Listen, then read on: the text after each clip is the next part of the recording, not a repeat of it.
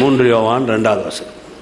பிரியமானவனே, உன் ஆத்துமா வாழ்கிறது போல நீ எல்லாவற்றிலும் வாழ்ந்து சுகமாக இருக்கும்படி வேண்டுகிறேன். ஒரு நல்ல வார்த்தை பாருங்க. உன் ஆத்துமா வாழ்வது போல எல்லாவற்றிலும் வாழ்ந்து இருக்கணும்னு யோவான் சொல்றார். யோவான் ஒரு இயேசு கூட இருந்த ஒரு அன்பின் சீசன் அப்படின்னே வேதம் சொல்லுது. அது மாத்திரம் இல்லாமல் கடைசி வரையும் வெளிப்படுத்தின விசேஷ வரையும் கர்த்தர் யோவானை வச்சு தான் எழுதினார். அதில் யோவான் ஒரு வார்த்தையை சொல்கிறார் அப்படின்னு சொன்னால், அந்த வார்த்தையில் அநேக விதமான உட்பொருட்கள் இருக்கும். பொருள் அடக்கம்னு ஒன்று இருக்கும் பாருங்கள். அந்த பொருள் அடக்கத்தில் தான் இதை நம்ம பார்த்துட்டு வரோம். ஆத்துமான்றதை ஏன் பயன்படுத்தினார் அப்படின்றதான் பார்த்துட்டு வரோம். வசனம் எப்பவுமே அப்படி தான் கற்றுக்கணும், அப்படி தான் படிக்கணும் பாருங்கள். சில நேரத்தில் ஒரு சிலர் வசனத்தை ரொம்ப ஆழமாக படிக்கணும், அதை ரொம்ப அறிவு ஆராய்ச்சியெல்லாம் பண்ணணும்னு சொல்லி ஒன்றுமில்லாமல் போயிடுவாங்க. வசனத்தை நல்ல கர்த்தர் நமக்காக எப்படி அன்பாக இருக்கிறார், நம்மளை எதுக்கு வழி நடத்த விரும்புகிறார், என்ன மாதிரி காரியங்கள் நம்ம வாழ்க்கையில் செய்ய விரும்புகிறார், இதெல்லாம் வைத்து வேதத்தை நல்லா புரிஞ்சுக்கலாம். வேதன்றது ஒரு நல்ல காரியம். அப்போ யோவான் இந்த வார்த்தையை பயன்படுத்துகிறார். இந்த ஆத்துமா அப்படின்னு சொல்கிறார் இல்லைங்களா. இந்த ஆத்துமான்ற வார்த்தையை ஏன் கொண்டு வந்தார், இதுதான் நான் யோசிச்சது.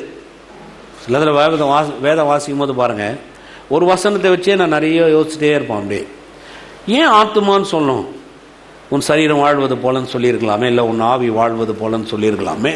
ஆனால் இதில் ஆத்துமான்னு யோவான் சொல்கிறாருன்னா, இப்போ வேதத்தில் ஆத்துமான்னு என்ன சொல்லுது, ஆத்துமாவை குறித்து என்னெல்லாம் வேதத்தில் சொல்லப்படுகிறதுன்றதெல்லாம் படிக்கணும்னு ஒரு எண்ணம் இருந்தது பாரு. அப்படி தான் ஸ்டடி எடுப்பேன், அப்படி தான் உங்களுக்கு சொல்லியும் கொடுப்பேன். அதை தான் நடைமுறையில் எப்படி நமக்கு இருக்குதுன்றதையும் நான் பார்க்க நினைப்பேன்.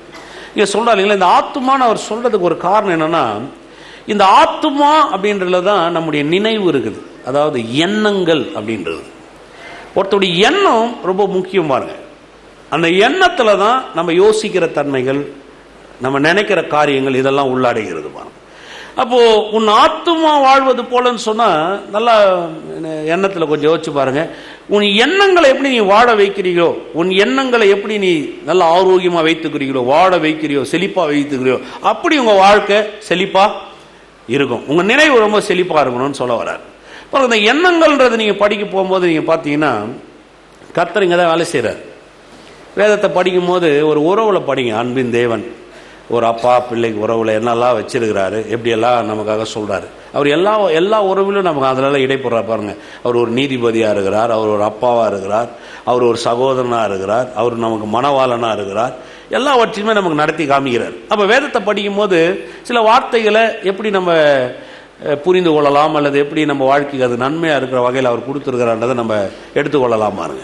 அப்போ இந்த வார்த்தையை நீங்கள் எடுக்கும்போது அவர் அந்த சொல்கிறாருங்களா, எல்லாவற்றிலும் ரொம்ப முக்கியம் எண்ணங்கள்ன்றதை நம்ம டீல் பண்ணுறோம். இதில் தான் கர்த்தர் நிறைய காரியத்தை செய்து கொண்டிருக்கிறார் பாருங்கள். பழைய உடன்படிக்கை எடுத்துட்டாலும் புது உடன்படிக்கை எடுத்துட்டாலும் தேவன் மாறாதவர், அவர் மகிமை உள்ளவர், அவர் நேற்றும் இன்றும் என்றும் மாறாதவராக இருக்கிறார். அப்போ இந்த எண்ணங்களில் தான் வேலை செய்கிறார். அதனால தான் ஆதாம் பாவம் பண்ண உடனே கூட அவன் எண்ணம் மாறி போச்சு. போய் பயந்துக்கிறான், ஒளியிறான், மரத்துக்கு பின்னாடி போய் நின்றுக்கிறான், வேறத்தொருக்கிட்ட பழி சாக்கு போடுறான், நீ கொடுத்த பொண்ணு தான் இந்த மாதிரி அந்த பழத்தை கொடுத்தா, அதனால தான் நான் சாப்பிட்டேன்றான். அதனால் எல்லாமே சீர்கட்டு போகுது. உடனே கர்த்தரை விட்டு பேசுகிறார் பாருங்க. ரொம்ப அருமையான காரியங்களாம் இடைப்படுறார். ஏன்னா இப்போ அவன் எண்ணம் கெட்டு போச்சுன்னு அவர் தெரிஞ்சு போச்சு. இப்போ அவனுக்கு புரிய வச்சு காமிக்கணும். அதை புரிய வைக்கிறதா அவருடைய வேலையாகவே இருக்குது. நிறைய காரணங்கள் அவனோட பேசுகிறார். சரி, இப்படி நடந்துருச்சு, இன்னிலேருந்து என்ன நடக்க போகுது, அதுக்கான பதிலி என்ன, அதை எப்படி சரி பண்ணலாம், எப்படி மாற்றிக்கலான்றதெல்லாம் சொல்லி கொடுக்குறாரு. அதே மாதிரி பாருங்க, நீங்கள் நோவா காலத்தில் வாச்சிங்கன்னா கூட உலகம் சீர்கெட்டு போச்சு. வேதம் சொல்லுகிறது அங்கே மனுஷர்கள் எல்லோரும் சீர்கெட்டு போயிட்டாங்க. கர்த்தர் இப்போ இறங்கி பேசணும். இப்போ அவன் எண்ணம் கெட்டு போயிட்டதுனால ஃபுல்லாகவே வாழ்க்கை ஃபுல்லாக கெட்டு போச்சு, தலைமுறைகள் கெட்டு போச்சு, சந்ததிகள் கெட்டு போச்சு. இப்போ சீராக்கணும் பாருங்க. சீராக்கணுன்றதுக்காக உலகத்தையே சிருஷ்டித்த கர்த்தர் ஒரே நொடி பொழுதுல ஒரு பேழையை சிருஷ்டித்திருக்கலாம். நீங்க கொஞ்சம் யோசிச்சு பாருங்க. வானம் உண்டாக கடவுது, பூமி உண்டாக கடவுது, நட்சத்திரங்கள் உண்டாக கடவுதுன்னு சொன்னவர் ஒரே ஒரு வார்த்தையில ஒரு பேழை உண்டாக கடவுதுன்னு சொன்னா அந்த பேழை என்ன இருக்க போகுது? உண்டாயிருக்க போகுது. பூமி உண்டாக்குனவருக்கு பேழையை உண்டாக்க தெரியாதா? ஆனா கர்த்தர் அந்த மக்களுக்கு போதிக்க விரும்புகிறாருங்க. அந்த மக்களுக்கு ஒரு எண்ணத்தை சொல்லி கொடுக்க விரும்புகிறார். அதனாலதான் நோவா கிட்ட அவன் மனதில் வேலை செய்யறார், அவர் எண்ணங்களை வேலை செய்யறார். ஏன்னா இந்த மக்களுடைய காரியத்தை எப்படி இந்த மக்களுக்கு கொண்டு வரணுன்றதுக்காகவே ஒரு மரத்தை எடுக்க சொல்றாரு, அந்த மரத்தை உரிக்க சொல்றாரு, அந்த மரத்தை பலகையாக்க சொல்றாரு, அதை ஒரு பேழையாக்க சொல்றாரு, அதை கீழ்பூச சொல்றாரு. ஏன்னா இப்ப அந்த மக்களுக்கு ஒரு மனதில் ஒரு பிக்சரை ஏற்படுத்த விரும்புகிறார். வேதம் சொல்லுது, கிட்டத்தட்ட அந்த பேழையை செய்யறதுக்கு 100 வருஷம் ஆச்சான். எத்தனை வருஷம்? பூமியை உண்டாக்குனவருக்கு ஒரு நொடி பொழுது பூமியை உண்டாக்கிட்டார். உண்டாக்க கடவுது என்றால் அது அப்படியே ஆயிற்று. வேதம் அப்படியே சொல்லுது, அதுக்கு மறுபேச்சே இல்லாங்க. ஒரு பேழையை உண்டு பண்ணதுக்கு ஒரு மனுஷன் கையில சொல்லி அந்த மனுஷனுக்கு அதை புரிய வச்சு, அதை நீளம் அகலம் உயரம் அதெல்லாம் புரிய வச்சு, அதை பலகையில செய்ய வச்சு, இதுவரையும் அவன் பார்க்காத ஒரு காரியத்தை அவன் எண்ணங்கள்ல கொண்டு வந்து அதை உருவாக்குறதுக்கு பல வருடங்கள் எடுத்து ஒரு 100 வருஷமா அதை மனிதனுடைய மனதில இருந்து இன்னொரு மனிதனுக்கு டிரான்ஸ்ஃபார்ம் பண்றாரு பாருங்க, கொண்டு போறார். அப்ப மனதில் நிறைய காரியங்களை ஏற்படுத்த வேண்டும் என்று தேவன் விரும்புகிறார். அதே மாதிரிதான் இன்னைக்கு உங்க வாழ்க்கையில் நீங்க எடுத்துக்கிட்டீங்கன்னா, கர்த்தர் உங்களுக்கு ஒரு காரியத்தை செய்யல நீங்க நினைச்சிடாதீங்க. ஒருவேளை இப்போ உங்களுக்கு நிறைய தேவைகள் இருக்கலாம், பண தேவைகள் இருக்கலாம், சுகத்தின் தேவைகள் இருக்கலாம், சில நேரத்தில் பொருளாதாரத்தின் தேவைகள் இருக்கலாம், குடும்பத்தில் சில பிரச்சனைகள் இருக்கலாம், அதுக்கு ஒரு பதில் தேவையா இருக்கலாம், உங்க பிள்ளைங்க வாழ்க்கை நல்லா இருக்கலாம். இதுக்கு எல்லாத்துக்கும் பதில் என்ன அப்படின்னு பாத்தீங்கன்னா, நீங்க என்ன நினைக்கிறீங்கன்னா, ஆண்டவர் ஏதோ பிரதர் ஏதோ நடத்திட்டு இருக்காரு பிரதர், ஏதோ புரியல பிரதர், அதுதாங்க பிரச்சனையே. அந்த புரியலன்றீங்க பாருங்க, அதுதான் பிரச்சனை. அவர் உங்க மனதுக்குள்ளாக முதல்ல இந்த அவர் என்ன செய்ய போகிறார்ன்றத உங்க வாழ்க்கையில் என்ன பண்ணுறாங்க, கொண்டு வர விரும்புகிறார். பாருங்க, நீங்க கூட ஒரு காரியத்தை உருவாக்கும் போதே கர்த்தர் 2 விஷயத்தை செஞ்சார். ஒன்னு என்னன்னா, இரவையும் பகலையும் வெவ்வேறாக பிரித்தார். பகலுக்கு ஒரு நேரத்தை குறிச்சிட்டார், இரவுக்கு ஒரு நேரத்தை குறிச்சிட்டார். இரவுன்னாவே நமக்கு என்ன தெரியும், தூங்கணும், நல்லா ரெஸ்ட் எடுக்கணும், ஓய்வு. பகல்னா நம்ம வேலை செய்யணும். இதை நீங்க மாத்தி பாருங்க, உங்க எண்ணங்களை கெட்டு போயிடும். நிறைய பேர் ஆட்கள் நீங்க பாருங்களேன், என்னையே நீங்க எடுத்துங்க. 6 மணி நாட்களில் ஊழியத்துக்கு வரும்போது எனக்கு இந்த இரவுல படிக்கிறது ரொம்ப பிடிக்கும். இப்போ கூட ராத்திரியில் பார்த்தீங்கன்னா படிச்சுட்டே இருப்பேன். எப்படின்னா டெய்லியில் ஃபோன் வரும், அது வரும், இது வரும், யாராவது வருவாங்க, பேசுவாங்க, ஓடுவாங்க. நேரம் இருக்கிறதுல காலையில் இங்கே வந்துட்டா திரும்பி போகிறதுக்குள்ளே ஏதாவது நடந்துகிட்டே இருக்கிறதுனால ராத்திரி நேரங்களில் உட்காந்து படிப்போம் பாருங்கள். ஒரு 9 மணி 10 மணிக்கு உட்காந்தேன்னா விடிகாலம் 5 மணி வரையும் 4 மணி வரையும் படிப்பேன். 5 மணிக்கு படுப்பேன், 11 மணிக்கெல்லாம் எழுந்திக்குவேன். எழுந்துச்சு திருப்பி ரெடியாகி அன்றாட வேலைகள் என்ன செய்யணுமோ அதை செய்யணும். ஒரு 6 மணி நேரம் 7 மணி நேரம் தூக்கத்தை இப்படி தான் நான் கழிச்சிட்டு இருந்தேன்.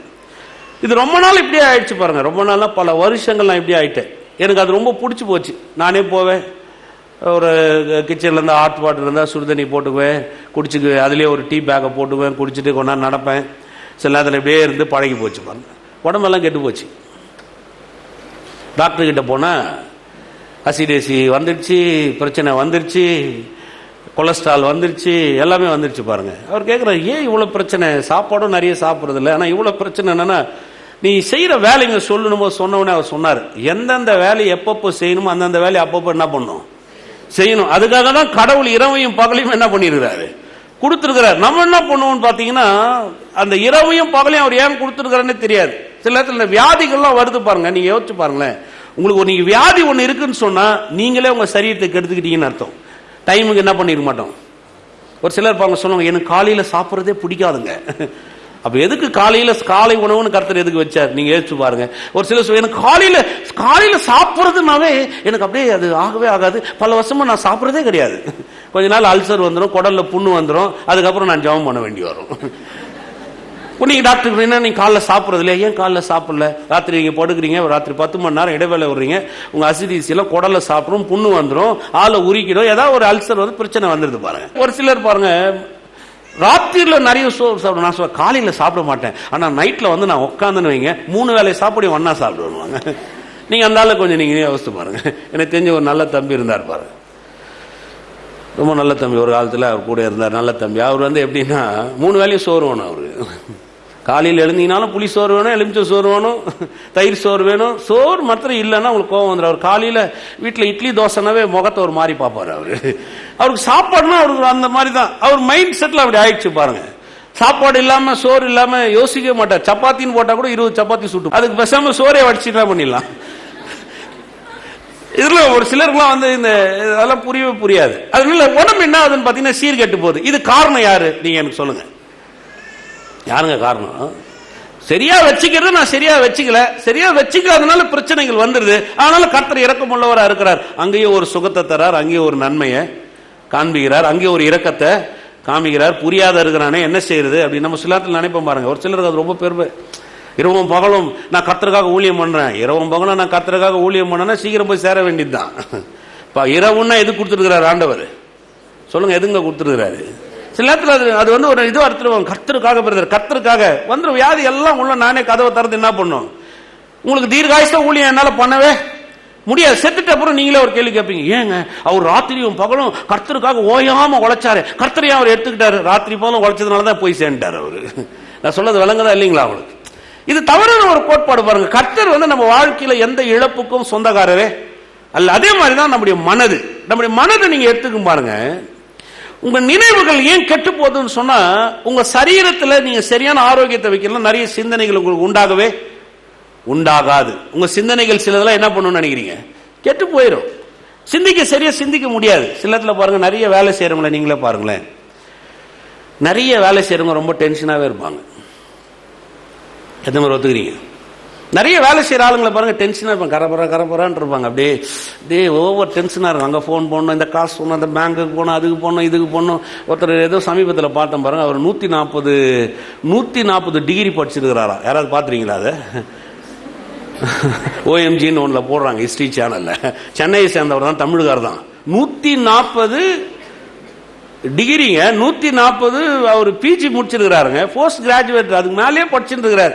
இன்னும் கொஞ்ச நாள்ல 147 ஆயிடும்ன்றாரு, 180 ஆயிடுமா. அவர்கிட்ட கேட்கும் போது சொல்றாங்க, மனைவி பிள்ளைங்கிட்ட ஏதாவது நீங்க பேசுவீங்களா? அதுக்கெல்லாம் எனக்கு நேரமே இல்லைன்றாரு. சத்தத்துக்கு, கல்யாணத்துக்கு, காட்சிக்கு எதுக்கும் போறதே கிடையாது. எப்பவுமே லைப்ரரி, அப்படியே போய் டீச் பண்றது, ஏதோ காலேஜில் ப்ரொஃபஸரா ஒர்க் பண்றாரு, அப்படியே டீச் பண்றது, இதே வேலையா. அவங்க ஒய்ஃப் கிட்ட கேட்கறாங்க, அவர் எப்பவுமே அப்படியே ஆயிட்டாரு, விட்டுட்டேன், அப்படியே போயிடுச்சு. 140 டிகிரி நீ படிச்சு அறிவை வச்சிருக்கிறார், நல்ல மனுஷன், உன ஒரு சாதனையா கூட அது இருக்கலாம். ஆனா பிரயோஜனம், நான் சொல்றது விளங்குதா இல்லைங்களா? நாளைக்கு மனைவி கிட்ட கூட பேச முடியல, பிள்ளைங்கிட்ட பேசல, ஒரு கல்யாணத்துக்கு போல, ஒரு நண்பனோட பழகல, ஒரு காட்சியில எதுவுமே இல்லை. வாழ்க்கையில அவர் முதல் டிகிரி எழுதணும், தோத்துட்டாராம், ஃபெயில் ஆயிட்டாராம். அதனால ஒரு பெரிய வெறி, நல்ல வெறி தான், ஆனா இந்த மாதிரி வெறியெல்லாம் இருக்க கூடாது. விஜய் டிவில கூட காமிச்சாங்க நினைக்கிறேன், நீயா நானெல்லாம் அவரை கொண்டு வந்து உட்கார வச்சு பயங்கர விளம்பரம் பண்ணாங்க. ஆள் இவ்வளவு இருக்காரு பாருங்க, அப்படி இவ்வளவு பெரிய அவர் விசிட்டிங் கார்டு ஃபுல்லாவே படிப்பதா இருக்குது. அதாவது அறிவு நிறைய இருக்குதுங்க. ஆயுசு நாள் என்ன ஆயிடுச்சுன்னு நினைக்கிறீங்க, போயிடுச்சு. இப்போ நீங்க பாருங்க, இந்த வயசுல போய் மனைவி கிட்ட போய் நம்ம பீச்சுக்கு போலாம்னா மனைவி திட்டுவோம், போற வயசுல எல்லாம் போல, இந்த வயசுல. நான் சொல்றது புரியுது உங்களுக்கு? இப்ப போய் ஏதோ ஒரு நண்பன் கிட்ட இப்போ யாருமே பேச முடியாது. அவர் வாழ்க்கை படிப்பு, டிகிரி, 140 டிகிரி அப்படியே கையில வச்சுக்கிட்டு நான் சாதிச்சேன், அப்படியே வாழ்க்கை முடிஞ்சிட வேண்டியதான், வேற ஒண்ணும் கிடையாது. அதே மாதிரி மனசு பாருங்க, இந்த மனது எப்படிப்பட்டதுன்னா, நம்முடைய மனதை நல்ல ஒரு செழிப்புள்ளதா வைக்கிறதுக்கு முதல்ல ஒரு ஆரோக்கியம் உள்ள தன்மையை மனதுக்குள்ள நீங்க ஏற்படுத்தணும். மனதுக்குள்ளாக ஒரு ஆரோக்கியம் உள்ள தன்மையை உண்டு பண்ணணும். உங்களுடைய நினைவுகள் எல்லாமே ஆரோக்கியம் உள்ள நினைவுகளா மாறணும். இந்த ஆரோக்கியம் உள்ள நினைவுகள் உள்ள வந்தாதான் உங்க வாழ்க்கையில தேவன் உங்களுக்காக எதை நிர்ணயித்து இருக்கிறாரோ அதை நீங்க போய் சென்றடைய முடியும், அதை உங்களால சுதந்திரத்து கொள்ள முடியும். எவ்வளவு பெரிய ஆளவனா இருக்கலாம். சில நேரத்தில் சொல்லுவாங்களா, அவர்லாம் பாவம் பிரதர், அதெல்லாம் முட்டாள்தனமான பேச்சு. கர்த்தர் ஒரு நாளும் எந்த இழப்புக்கோ, உங்க வாழ்க்கையில வருகிற நோய்க்கோ, வியாதிக்கோ, தோல்விக்கோ, வறுமைக்கோ பொறுப்பாளியாக இருக்க முடியாது. ஏன்னா அவர் ஞானமுள்ள தேவன். அவர்கிட்ட நான் போய் சீக்கிரம் செத்துட்டு போயிட்டு மேலே போய் கேட்டேன்னு வச்சுங்கன்னா, ஆண்டவர் என்ன சீக்கிரம் எடுத்துக்கிட்டீங்க அப்படின்னு நான் கேட்டேன்னு சொல்லுவார். தூங்குற நேரத்தில் ரொம்ப படிச்சுனே இருந்தேன், நீ ஏன் என்கிட்ட சேர்ந்துட்டு நான் என்ன பண்றதுன்னு கேட்பாரு. நான் சொன்னது உங்களுக்கு புரியுதா உங்களுக்கு? இது உண்மை. இதுதான் நம்ம வாழ்க்கையில சில விஷயங்களை நம்ம அலசி பார்க்க வேண்டியதா இருக்கு. பாருங்க, வேதத்திலிருந்தே சில இப்படிப்பட்ட உண்மைகளை உங்களுக்கு காமிக்கிறேன். இது ஏதோ ஒரு கருத்து கணிப்பு நினைச்சிடாதீங்க, நானே ஏதோ யோசிச்சு பேசினேன். வேதத்திலே அழகா சொல்லப்படுது பாருங்க. 1 ராஜாக்கள் 19ஆம் அதிகாரம். நானும் உங்களுக்கு சொல்றேன், 8 மணி நேரம் தூங்கணுமா 8 மணி நேரம் தூங்குங்க. 8 மணி நேரம் வேலை செய்றீங்கன்னா நல்லா ஆரோக்கியமா, ஏமாத்தாம, முதலாளி ஏமாத்தாம, ஓபி அடிக்காம, ஆபீஸ்ல யாரும் உங்களை பார்க்கலன்னு நினைக்காம கர்த்தர் உங்களை பார்க்கறன்னு நினைச்சு 8 மணி நேரம் நல்லா வேலை செய்யுங்க.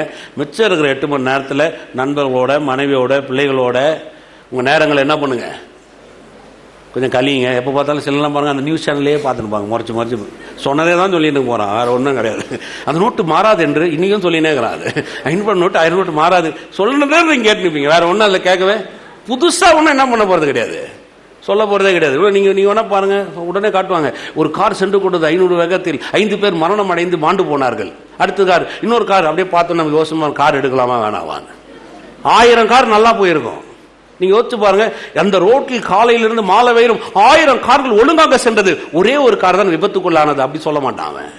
1000 நல்ல கார் போனது நம்ம வாழ்க்கையில காது கொண்டு வரவே. எதெல்லாம் நெகட்டிவா இருக்கும், எதெல்லாம் பிற்போக்கா இருக்கும், அதுதான் நியூஸ்ல என்ன பண்ணுவாங்க. ஏன்னா அதான் உண்மை. இப்ப நீங்க பாக்குற நியூஸ் பாக்குறீங்கன்னு சொன்னாவே, நீங்க பாக்குறது என்ன, பாசிட்டிவா இருக்குதா எல்லாம் நெகட்டிவா இருக்குதா? எல்லாமே நெகட்டிவ். நியூஸ்ல வர்றது எல்லாமே என்னதுங்க? நெகட்டிவ். எதுவுமே பாசிட்டிவா இருக்காது. செத்து போனவனை காட்டுவான், அவன் கொண்டாடி அவனை இழுத்துன்னு போனதை காட்டுவான், தற்கொலை பண்ணிக்கின்ற காட்டுவான், கடன் தொழில செத்ததை காட்டுவான், பிள்ளைங்க அனாதையா செத்ததை காட்டுவான், வியாதியில செத்ததை காட்டுவான். கவர்மெண்ட் எதெல்லாம் நெகட்டிவா இருக்குது அந்த நெகட்டிவ் எல்லாம் சேனல் என்ன பண்ணுவாங்க? இன்னைக்கு வர அப்படிதான் உங்களுக்கு ரேட்டிங். அதுதான் அவங்க அதை நினைக்கிறாங்க. அப்படிதான் ஜனங்க அப்படியே விறுவிறுப்பா நடந்தது என்ன, உடனே நம்மளும் அப்படியே உட்காந்து பார்த்துடுவோம் என்ன நடந்துச்சு, இதோ விசாரணை, உடனே நம்ம அப்படியே பார்ப்போம் என்ன விசாரிக்கிறாங்க மாதிரி இருக்குது. எவனும் உங்களை விசாரிக்க போறது இல்லை.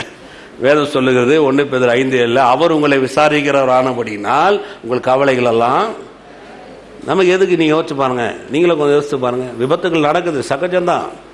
மாண்டு போனாங்க, சகஜம். ஜெபம் பண்ணுங்க, கர்த்தாவே இந்த தேசத்துல எங்களுக்காக நன்மைகளை நீர் உண்டு பண்ண வல்லவரா இருக்கிறீங்க. அப்படி ஜெபம் பண்ணுங்க, தேசத்துக்காக அப்படி யோசிங்க. நீங்க சிலதெல்லாம் பார்த்து பாருங்க, ஒன்றும் வராது. பெரும்பாலும் சொல்றேன், பெண்களுக்கு சொல்றேன், முகத்தாழ்மையா சொல்றேன், தயவு செய்து டிவி சீரியலை பார்க்காதீங்க. வரங்க எல்லாம் முறைகிறீங்க. இவருக்கு என்ன தெரியும், என்ன போயிட்டு இருக்குதுன்னே தெரியாது. இன்னைக்கு டிவி சீரியல் இருந்தா சர்ச்சைக்கு கூட பாதி பெண்கள் வரமாட்டீங்கன்னு நினைக்கிறேன். அவன் ஞாயிற்றுக்கிழமை டிவி சீரியல் லீவ் அவங்க விடுறதுனாலதான், லீவ் விடுறதுனால எல்லாம் சர்ச்சைக்கு வரீங்கன்னு நான் நினைக்கிறேன். நான் டிவி சீரியல் வந்து உங்களை கொன்றும், அது ஒன்றும் இல்லாமல் ஆகிரும். அதெல்லாம் நெகட்டிவ். ஒரு கிரிமினலா யோசிச்சு புத்தி ஃபுல்லா என்ன ஆயிடும் நினைக்கிறீங்க நீங்க? நான் ஒன்னா சும்மா சொல்லலைங்க, நீங்க கிரிமினலா யோசிக்கிற ஆளோட பழகி பாருங்க, நீங்களும் கிரிமினல் ஆயிடுவீங்க. தப்பா நினைக்காதீங்க. என்ன ஃபர்ஸ்ட் நான் போய் எப்படி கிரிமினல், நீங்க அப்படி ஆள்கிட்ட பேசினே பாருங்க, உங்க புத்தியெல்லாம் அப்படியே கரெக்ட், அவன் சொன்னான் அந்த மாதிரி நம்மளும் இப்படி யோசிக்கணும், புத்தி அப்படியே மாறிடும். அப்படி இந்த கிரிமினல் புத்தி வந்தாவே வாழ்க்கை என்ன பண்ணணும் நினைக்கிறீங்க? கெட்டு போயிடும். கர்த்தர் அதனாலதான் பாருங்க சொல்றாரு, எல்லா காவலோடும் இருதயத்தை காத்துக்கொள். எல்லா காவலோடும் சொல்லுங்க, எல்லா காவலும்.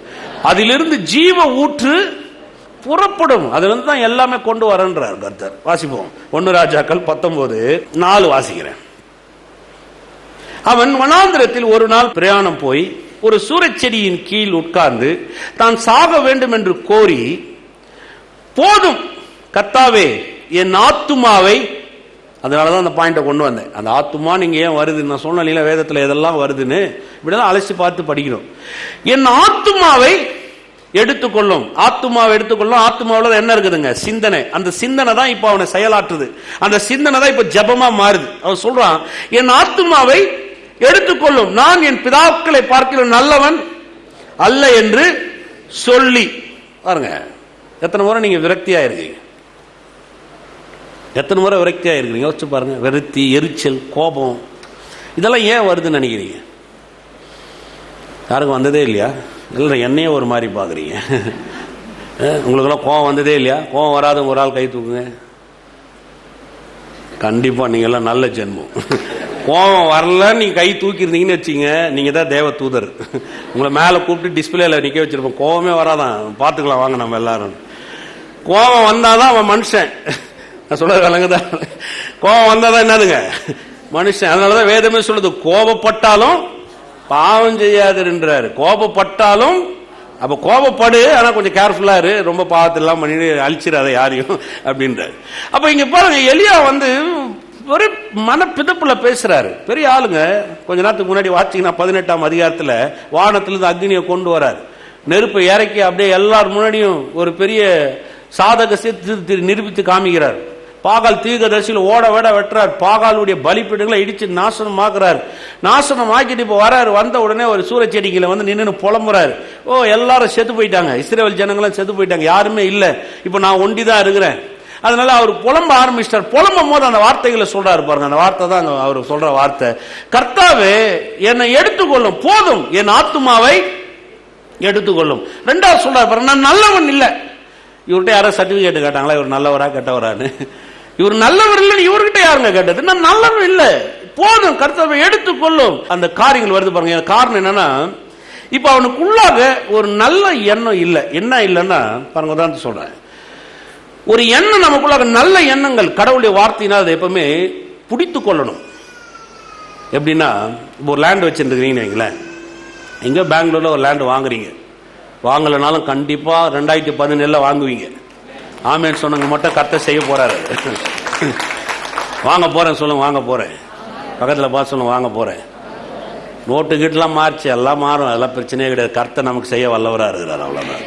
பாருங்க, இப்போ ஒரு லேண்ட் வாங்குறீங்க, லேண்ட் வாங்கி இப்போ ரிஜிஸ்டர் பண்ணிட்டீங்க. ஒரு வருஷம் அந்த லேண்ட் பக்கம் போல, திடீர்னு லேண்டு பக்கம் வரீங்க, பார்த்தீங்கன்னா வரும் ஓனா, பல்லி, பாம்பு ஏதோ அங்கெல்லாம் சுற்றின்னு இருக்குது. சில நேரத்தில் செடிகள் முளைஞ்சிட்டு இருக்குது. உடனே என்ன பண்ணுவீங்க? பார்த்த உடனே நமக்கு ஒரு மாதிரியா இருக்கும், என்னடா நம்ம லேண்ட் இவ்வளோ இதுவாக இருக்குது. ஒரு 4 பேர் ஆலையா கூடுவோம்.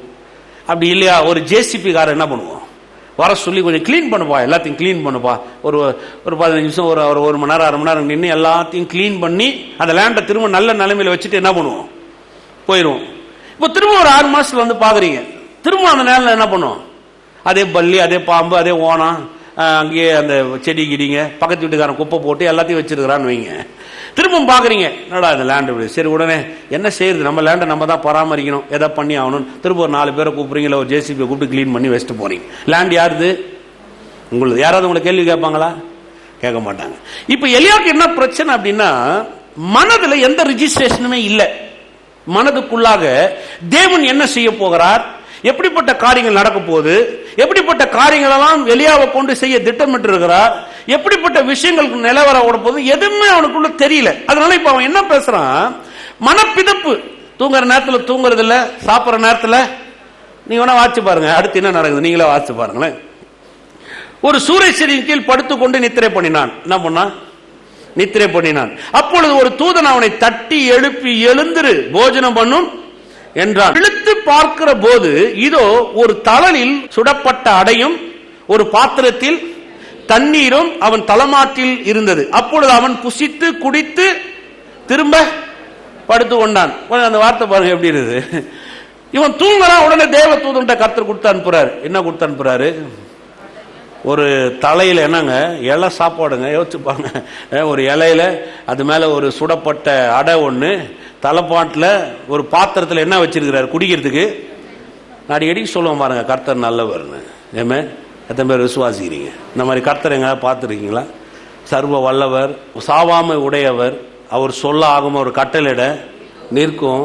ஒரு மனுஷனுக்காக ஒரு தூதன் கிட்ட அவனுக்கு தேவையான சாப்பாட்டையும் குடிக்கிறதுக்கு தண்ணீரும் என்ன பண்றாருங்க.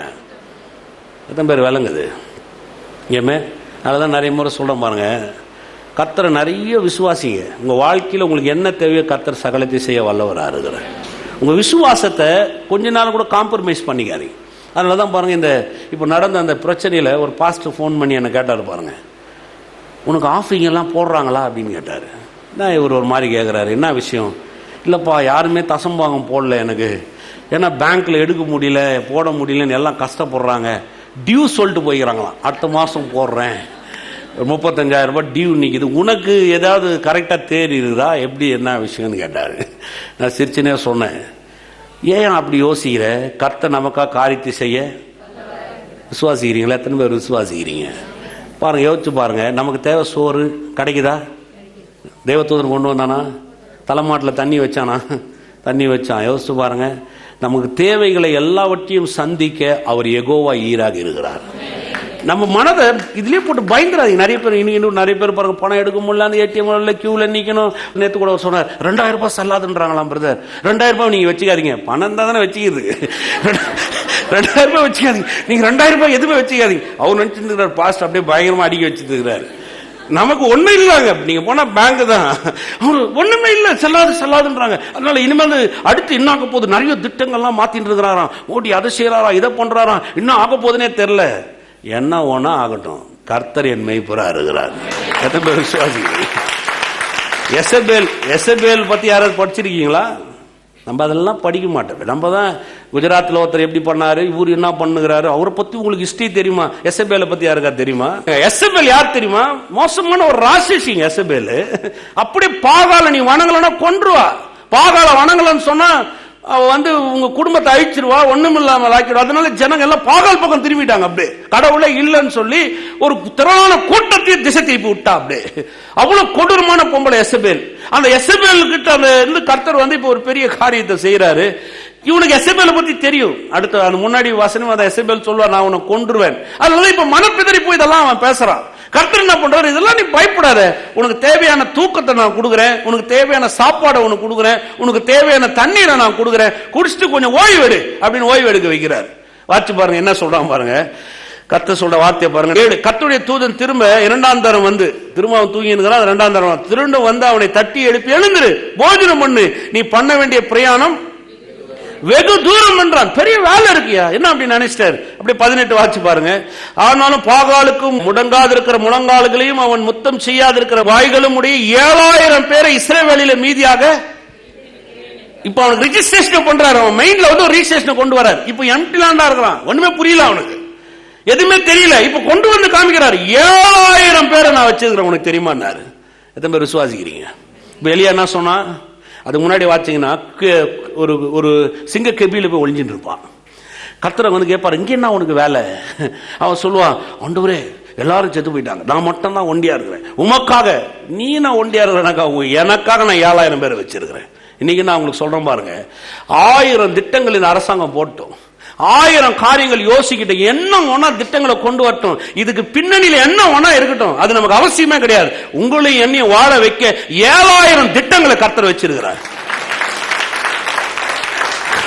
பக்கத்துல பார்த்து சொல்லுங்க, 7000 திட்டம். அவர் என்ன பண்ண, அவன் என்னன்னா பண்ணு போட்ட, நமக்கு என்ன இருக்குது? அவர் என்னன்னா பண்ணின்னு போட்டாங்க, அவர் வேலை அது. அவர் என்னன்னா பண்ணின்னு போட்டோம், இதை மாத்தட்டும் அதை மாத்தான்னு சொல்லிட்டோம், இதை இறக்கட்டும் அதை ஏத்தட்டும், இதை தள்ளட்டும். வேதம் சொல்லுது, நம்முடைய குடியிருப்போ, நல்லா சத்தமா சொல்லுங்க, நம்ம குடியிருப்போ பரலோகத்தில் இருக்குது. இந்த பூமியில எதை கட்டுவாயோ உனக்கு பரலோகத்துல கட்டப்படும். இந்த பூமியில எதை கட்ட அழிப்பாயோ பரலோகத்தில் அது உனக்கு கட்ட அழிக்கப்படும். என் நாமத்தில் எதை கட்டணும் அதை நான் உனக்கு செய்ய வல்லவரா இருக்கிறேன். இந்த மாதிரி விசுவாசிக்கிறீங்க? இந்த அழுக்கு நோட்டையா நம்பி வாழ்ந்துனுக்கிறீங்க உங்க வாழ்க்கைய? சொல்லுங்க. படம் புத்தி மாறணும் பாருங்க, புத்தி மாறணும். சொல்லுங்க, புத்தி மாறணும். ஏமே நிறைய பேருக்கு மனதில் அதுதான். அதனாலதான் அந்த நீதிமொழிகள் 19:2 அழகா சொல்லுது பாருங்க, உன் ஆத்மா அறிவில்லாமல் இருப்பது. அறிவே இல்லாத உன் ஆத்மா வச்சிருந்தீங்கன்னா எந்த பிரயோஜனமும் இல்லை பாருங்க. அப்போ கர்த்தர் வாழ வைக்கிறாரா? வாழ வைக்கிறார். எவ்வளவு பெரிய மனுஷன் பாருங்க. எலியாவை சாதாரணமா நினைக்காதீங்க. எலியா ரொம்ப தலைச்சிறந்த ஒரு ஆளுங்க. வானத்தில் அக்னி இறக்குறது அது மாத்திரம் கிடையாது. எலியாவை அரண்மனைக்கு போனோம்னு சொன்னா அப்படின்றதுக்குள்ள சிசுமுக்கு அப்படியே அரண்மனைக்குள்ள போயிடுவாரு. அந்த மாதிரி ஒரு வேகமான வைக்கல் எங்க இருந்துச்சுன்னு எனக்கு தெரியல. அப்படின்னு மலை உச்சியில போய் நிற்பாரு அவர். சாதாரண நினைக்காது. எலியாவை காற்றிலே கர்த்தர் அவர் என்ன பண்ணுவாங்க, சுழல் காற்றிலே அவரை கொண்டு சென்றார். அரண்மனைக்கு போனோமா சிசுனோட அப்படியே அரண்மனைக்குள்ள போய் நின்றுறாரு. திருப்பி சொல்லுவாங்க, அவனு புடி, அவன் எங்க போறான் எங்க வரானே தெரியல. அந்த ஆகாப் சொல்லுவான், அவனு புடி, அவன் எங்க போறானே தெரியாது, காவல் வை. அவனுக்கு யாரும் எலியாவை காவல் வைக்க முடியாது. ஏன்னா கர்த்தர் அப்படிப்பட்ட ஒரு திட்டத்தை எலியா வாழ்க்கையில வச்சிருந்தார். எத்தனை பேர் விசுவாசிக்கிறீங்க?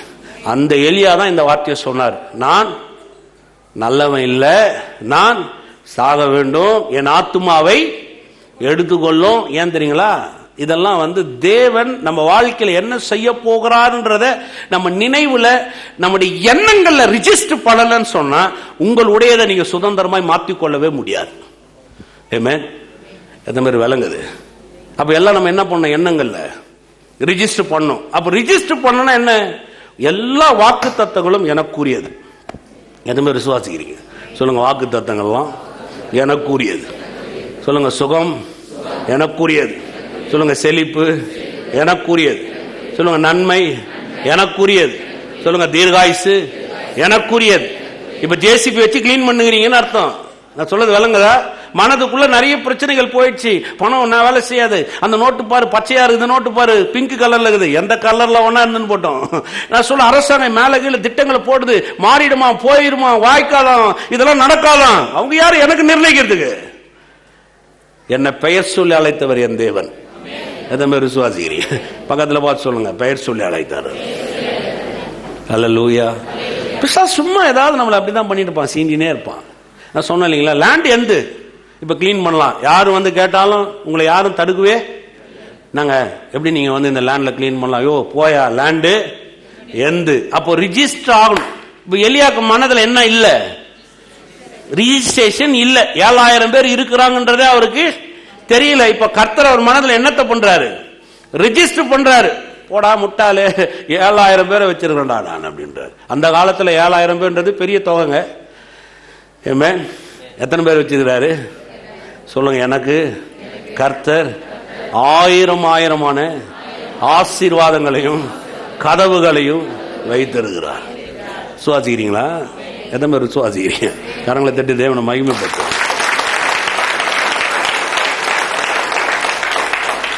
பயந்துடக்கூடாது. அதை பத்தி இது நடக்கல அது நடக்கல, என்ன ஆகுது? கடைசி நிமிஷம் வரை வெயிட் பண்ணும். என்ன ஆகுது? கர்த்தர் காரியத்தை செய்ய வல்லவராக இருக்கிறார். ஏமே நீங்க பாப்பீங்க பாருங்க. நான் சொல்றேன், சும்மா பைபிளை வந்து சும்மா லேசாக படிச்சுட்டு போயிடாதீங்க. அப்படியே பைபிளை அப்படியே 2:2, 4, 3:2, 6, 4:2, வாய்ப்பாடு மாதிரி படிச்சுட்டு போயிடாதீங்க. பைபிளை வந்து கண்ணும் கருத்துமா படிக்கணும். பைபிளை படித்து பாருங்கள். கர்த்தர் ஆபிரகாமை அழைக்கிறார். கொடிய பஞ்சம் உண்டாயிற்று. கொடிய பஞ்சம். ஆபிரகாமை கர்த்தர் அழைச்ச உடனே கொடிய பஞ்சம் உண்டாயிற்று. வேதம் சொல்லுது, கர்த்தர் ஆபிரகாமை ஆசீர்வதித்ததுனால அவன் வெள்ளியும் பொன்னும் வேலைக்காரனும் ஒட்டகளும் மாடும் உடைய சீமானாயிருந்தான். ஆமென். என்னை வாழ வைக்கிறதுக்கு எந்த ஆதாரமும் தேவையில்லை. என்னை வாழ வைக்கிறதுக்கு அவர் வாக்கு தத்தம் ஒன்னே போதுமானதா இருக்கு. சுவாசிக்கிறீங்களா? அதை பிடிச்ச மேலே வரலாம். எத்தனை பேர் அதை பிடிக்கிறீங்க? விடக்கூடாது. அதை இதெல்லாம் லேஸில் கருதக்கூடாதுங்க. இதில் சும்மா விட்டுறீங்களா? ஒரு இடத்த நீங்கள் பார்த்துட்டீங்க, ரீச் பண்ணியாச்சு, இடம் உங்களுது. உள்ள நாள் நீங்கள் ஆள் போய் சில நேரத்தில் அதை பராமரிக்கல, பரவாயில்ல, ஏதோ போக முடியல, உங்களால் அதை சரியாக மெயின்டைன் பண்ண முடியல, ஏதோ ஒன்று நடந்துருச்சு, அதுக்காக லேண்ட் அப்படியே விட்டுடலாமா? ஏதோ பாம்பு வந்து புத்து கட்டிடுச்சான், அந்த பாம்பை வெளியேற்றினா அது வந்து குடும்பத்துக்கு ஆகாதுன்னு சொல்லிட்டாங்க, அதனால பாம்புக்கே அந்த லேண்டை ரீச் பண்ணி கொடுத்துருவீங்களா? சொல்லுங்க. இங்க ஒரு ஒத்த மரம் இருந்துச்சு பாருங்க ஓரமா. அந்த ஒத்த மரத்தை வெட்டினீங்கன்னா உங்க குடும்பமே வழியாக. முதல்ல வெட்டுறாரு. நான் முதல்ல வெட்டார். ஒத்த மரத்தை வெட்டி நான் பார்த்துக்கிறேன். என்ன என் குடும்பத்தை என்னதான் அந்த ஒத்த மரம் என் வாழ்க்கையில பண்ண போகுது. எனக்காக கல்வாலி மரத்திலே ஒருத்தர் தொங்கிடுறாரு. அந்த மரம் எவ்வளவு பெருசு தெரியுமா உங்களுக்கு? என் மேல வந்த பாவத்தையும் சாபத்தையும் சுமந்து தீர்த்த மரம் அந்த மரம். அந்த மரத்துல எனக்காக ஒருத்தர் தொங்கும் போது இந்த ஒத்த மரம் என்னை வந்து கெடுத்துருமா? நீ நிறைய ஆட்கள் நான் சொல்ற மாதிரி இந்த ஒத்த மரம், இந்த உலக புத்தி, இந்த கரன்சி புத்தி, இந்த பணம் மாறல, இதெல்லாம் தூக்கி ஓரம் வைங்க. நான் சொல்றேன், கர்த்தர் எனக்காக தேவ தூதலை அனுப்புவாள்ல வராரு. எத்தனை பேர் விசுவாசிக்கிறீங்க? தேவ தூதன் வந்தானா? பைபிளை நம்புறீங்களா நம்பலையா? நம்பருக்கு மட்டும் நல்லா ஒரு ஆமேன்னு சொல்லுங்க. வந்தானா? அடைய எத்துன்னு வந்தானா? இலையில வச்சு எத்துன்னு வந்தானா? நாய்க்கு போடுற மாதிரி எலியா ஏந்த மேல என்ன சாப்பிட்டு அப்படி தூக்கி போட்டு போனானா? அறிவு கேட்டதுமா எலியா ஏந்தரா அப்படின்னு சொன்ன தட்டி எழுப்பி சொல்லுங்க. தட்டி எழுப்பி. தேவ தூதர்கள் நமக்கு பணிவிட ஆவிகளா இருக்கிறான். உங்க ஒவ்வொருத்தரும் இங்க ஒரு தேவ தூதர் இருக்கிறான். இந்த கிரௌட் இல்லாம இன்னொரு கிரௌட் இருக்குது தெரியுமா உங்களுக்கு? உங்க ஒவ்வொருத்தருக்கும் யார் இருக்குது? நம்ம நினைச்சே பாக்குறது கிடையாது. நம்ம ஒவ்வொருத்தருக்கும் கர்த்தர் ஒரு தெய்வ தூதனை வச்சிருக்கிறார். நம்ம எண்ணி பார்க்கணும் பாருங்க. அவனை தட்டி எழுப்பி இலையில கொண்டு வந்து சுடப்பட அடைய கொடுத்து தலைமாட்டில் ஒரு சொம்பு நிறைய தண்ணி வச்சு பாத்திரத்தில் அப்படியே சொல்லப்படுது பாருங்க. தலைமாட்டில் அவனுக்கு பாத்திரத்தில் தண்ணி. எதுக்கு இதெல்லாம் எழுதி வைக்கணும் ஆவியானவர்? சொல்லுங்க, எதுக்கு எழுதி வைக்கணும்? சும்மா கதையா படிச்சுட்டு போறதுக்கா? வேதம் சொல்லுகிறது பாருங்க. அதே யாக்கோபு 5ஆம் அதிகாரத்தில் வாட்சி பாருங்க. எலியா நம்மை போல பாடுள்ள மனுஷனா இருந்தான். எலியா நம்மை போல பாடுள்ள மனுஷனா இருந்தான். அந்த எலியாவின் ஜெபத்தை கர்த்தர் கேட்டார். உங்க ஜெபத்தையும் ஜெபத்தையும் கர்த்தர் கேட்க வல்லவராரு. எதுக்கு அந்த எலியாவை பாடுள்ள மனுஷன் கொண்டு வந்தாலும் நமக்கு நம்மளும் சேர்த்து காமிக்கிற எலியா அப்படின்னு நீ நினைச்சத வாடத்திலிருந்து குடிச்சிட்டா நினைக்காத. அவனும் நம்மள மாதிரி பிறந்து வளர்ந்து மனுஷன் அந்த பூமியில வாழ்ந்தவன் தான். கர்த்தர் அவனுக்கு காரியத்தை செய்திருக்கிறார். அதே காரியத்தை உங்க வாழ்க்கையில செய்ய அவர் வல்லவரா இருக்கிறார். அல்லேலூயா. பக்கத்துல பார்த்து சொல்லுங்க, 7000 கதவுகள் திறக்க போகுது உங்களுக்கு. ஏமே விசுவாசிக்கிறீங்களா? எத்தனை பேர் விசுவாசிக்கிறீங்க? தூங்கி இருந்தா கூட எழுப்பி சொல்லுங்க, 7000 கதவு. போகும்போது அது சொல்லினே போனோம், 7000 கதவு எனக்காக வைக்க போட்டுருக்காங்க. ஏமே விசுவாசிக்கிறீங்களா? சொல்ல எவ்வளவு அருமையான வார்த்தை பாருங்க. 7000 பேர் வச்சிருக்கிறேன். அப்போ நான் சொன்னேன், இதெல்லாம் வந்து சிலத்தில் இருக்குங்க, நெருக்கம் இருக்கு. படம் போட முடியல, கண்டிப்பா இருக்கும், அழுத்தம் இருக்கும், நெருக்கம் இருக்கும். ஆனா அந்த நெருக்கத்தின் மத்தியில தேவனும் இருக்கிறார்ன்றதை மறந்துடக்கூடாது. எத்தனை பேர் விசுவாசிக்கிறீங்க? நெருக்கம் இருக்குது, நெருக்கம் இருக்குதுங்க. நெருக்கத்தின் மத்தியில் தேவனும் இருக்கிறார். ஒரு உதாரணத்தை காமிச்சேன். புது உடன்படிக்கையில் ஒரு உதாரணத்தை காமிக்கிறேன். அப்போஸ்தலர் 12ஆம் அதிகாரம் 5வது வசனத்தை வாசிக்கிறேன். 12:5. அப்படியே பேதுரு சிறைச்சாலையிலே காக்கப்பட்டிருக்கையில் சபையார் அவனுக்காக தேவனை நோக்கி ஊக்கத்தோடு ஜெபம் பண்ணினார்கள். ஏரோது அவனை வெளியே கொண்டு வரும்படி குறித்திருந்த நாளுக்கு முந்தின நாள் ராத்திரியிலே பேதுரு 2 சங்கிலினாலே கட்டப்பட்டு 2 சேவகர் நடுவே நித்திரை பண்ணி கொண்டிருந்தான்.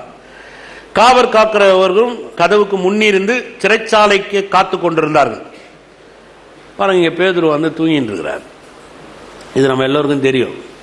ஆனா இந்த சம்பவத்தை கொஞ்சம் விலகி காமிக்கிறேன். ஏரோது இப்ப பேதுருவை கொலை செய்ய பார்க்கிறான். இது AD 44 அப்படி நடந்ததுன்னு நினைக்கிறேன். ஏன்னா இயேசுவை வந்து சிலுவையில் அறைஞ்ச பின்பு ஜனங்க வந்து அதை ரொம்ப வரவேற்றுட்டாங்க. யூதர்களுக்கெல்லாம் அது ரொம்ப பிடிச்சி போச்சு. அதனால ஏரோது என்ன பண்ணா, இப்போ எல்லா சீஸ்டர்களையும் பிடிச்சி இந்த மாதிரி ஏதாவது சிலுவையில் அறைஞ்சா நமக்கு நல்ல பேர் கிடைக்கும், ஒரு புகழ் கிடைக்கும்ன்றதுக்காக இந்த பேதுருவை பிடிச்சிட்டு வந்து ஜெயிலில் போட்டுறான். ஜெயிலில் போட்டுட்டு அடுத்த நாள் காலையில் சிரசேதம் அப்படின்றத முடிவு பண்ணிட்டான். இப்போ சிரசேதம் சொல்லிட்டு உடனே அடுத்த நாள் காலையில் சிரசேதம். இப்போ பேதுருவை கொண்டு போய் போட்டாங்க, ஜெயிலில் போட்டாச்சு, சிறைசாலையில் போட்டாச்சு. காலில் 2 செங்கிலி கட்டியாச்சு, 2 சேவகர்கள் அவனுக்காக பாதுகாப்பு, டோர் மூடியாச்சு. இப்போ பேதுரு என்ன பண்ணினுங்கிறாரு? என்னங்க பண்ணினுங்கிறாரு? எப்படி நாளைக்கு காலில் உங்களுக்கு சிறை சேதம்னு சொன்னால் எத்தனை பேர் தூங்குவீங்க? எனக்கு கொஞ்சம் சொல்லுங்க பார்க்கலாம். நாளைக்கு காலில் உங்களுக்கு சிறை சேதம் என்று உங்களுக்கு அறிவிப்பு வந்துருச்சு, எத்தனை பேர் தூங்க? நீங்களும் தூங்க மாட்டீங்க, பக்கத்தில் இருக்கிறனும் தூங்க விட மாட்டீங்க, பக்கத்து வீட்டுக்காரனையும் தூங்க விட மாட்டீங்க. ஓன்னு அழுதுட்டு இருப்பீங்க. ஓ ஆண்டவரே ஆண்டவர், அந்த கதவு எட்டி வலிப்பீங்க.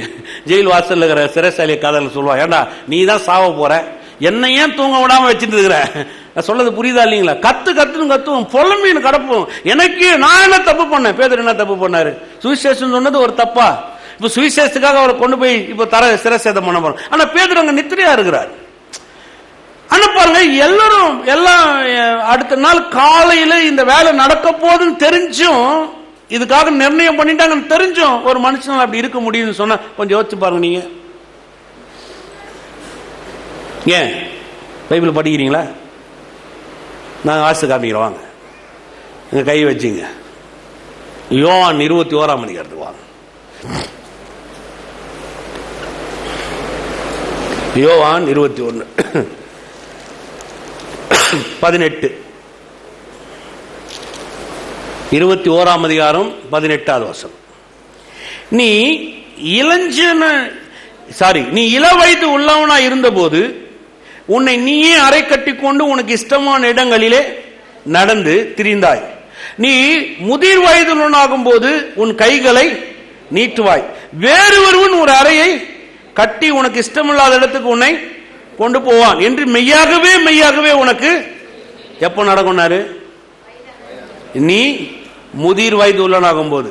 இப்ப நீங்க யோசிச்சு பாருங்க, அவனை கொண்டு போய் இப்ப ஜெயில போட்டு அவன் ஏன் தூங்கினான்னா, அவனுடைய மைண்ட்ல அவன் ரிஜிஸ்டர் பண்ணிட்டான். என்னன்னு, நான் எப்ப சாக போறேன் சொல்லுங்க, எப்ப சாக போறேன்?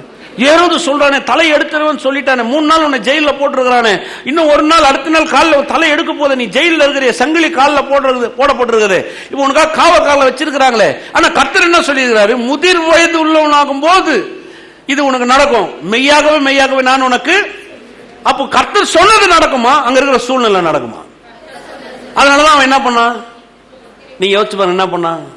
அவனே தூங்காம அழுதுனே உட்காந்து யோசிச்சுனே இருந்தானே என்ன இருக்கும்? கர்த்தர் சொன்னதை அவன் மனதில் என்ன பண்ணிருக்க மாட்டான்? நான் சொன்னது விளங்குதா? கர்த்தர் சொன்னதை அவன் மனதில் இருந்ததுனால அவன் அருமையா தூங்கினுக்கிறான்.